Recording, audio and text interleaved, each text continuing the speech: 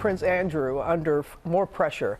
A U.S. judge for now rejecting his motion to dismiss the lawsuit from a Jeffrey Epstein accuser who says the British royal abused her when she was underage.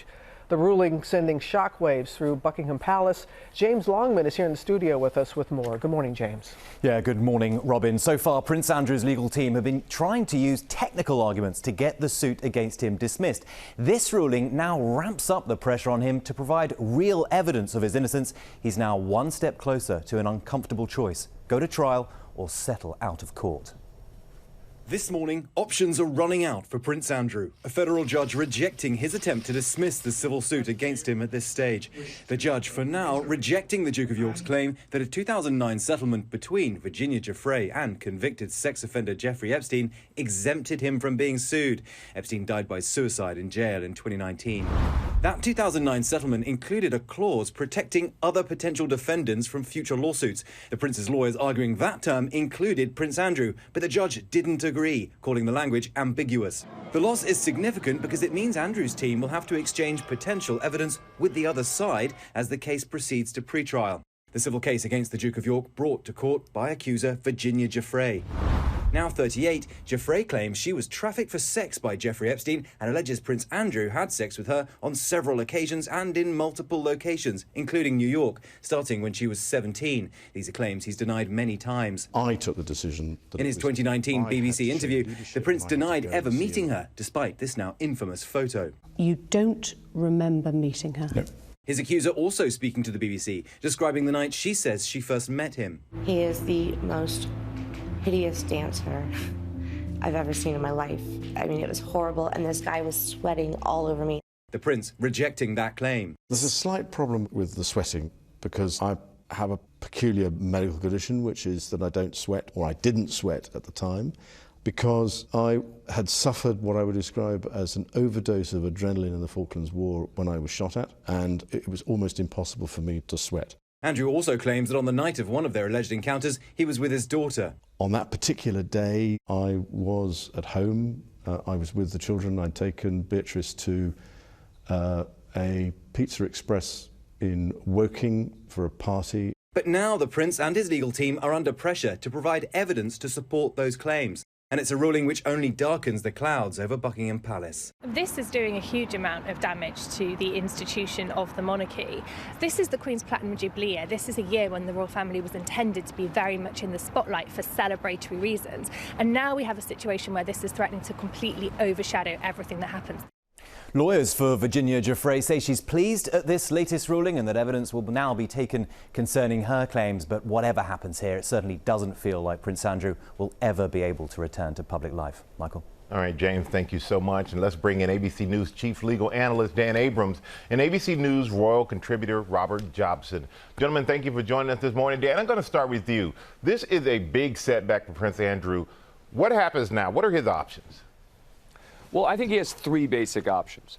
Number one is he's going to continue to make additional legal arguments about why the case should be dismissed. For example, on jurisdictional grounds, he's going to argue that the plaintiff here, Virginia Guiffre, doesn't actually reside in the United States, and so she shouldn't be able to use the federal courts. That kind of argument.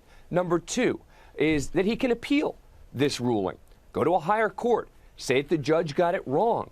And number three, of course, is the possibility of a settlement.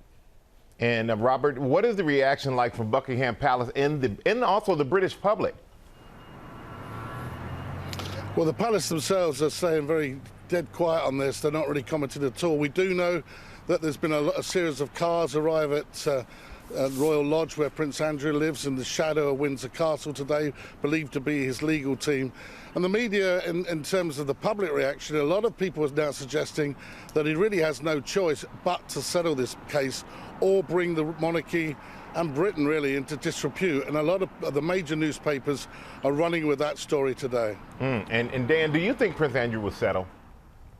You know, I didn't initially think so, but now as I watch this all unfold, it does start to feel like, from the court of public opinion, that that's his only option. Meaning, as a legal matter, if this were a typical case, he's denying that this ever happened. He's saying he doesn't remember having ever met her. That's not the sort of case where you typically end up with a settlement.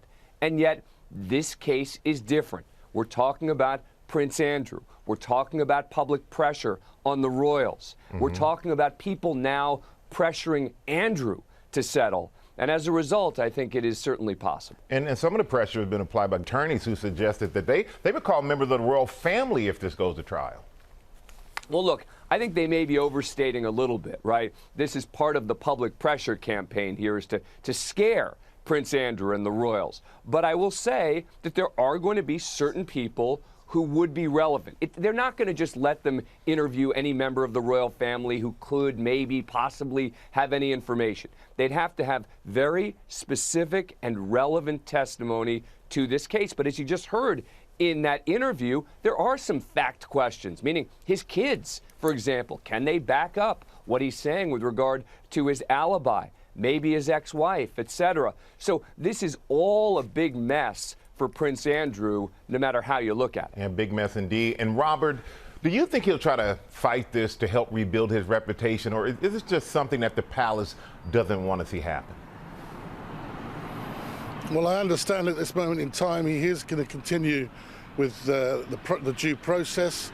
He is going to continue down that road, and I'm sure that he'll then be looking to see what he can find and what his lawyers can find about the reputation of Virginia Guiffre. Up until now, it's been Virginia Guiffre who's been really out there in the public, giving all these interviews and making all these allegations. And so far, he hasn't really said anything about her, apart from he doesn't recollect ever meeting her. Apart from that, obviously there is that pretty damning photograph of him with the convicted drugs trafficker Ghislaine Maxwell in the background. What he does now, though, is I think dependent really on the rest of the royal family too, because this is really bringing the royal family and the monarchy into disrepute.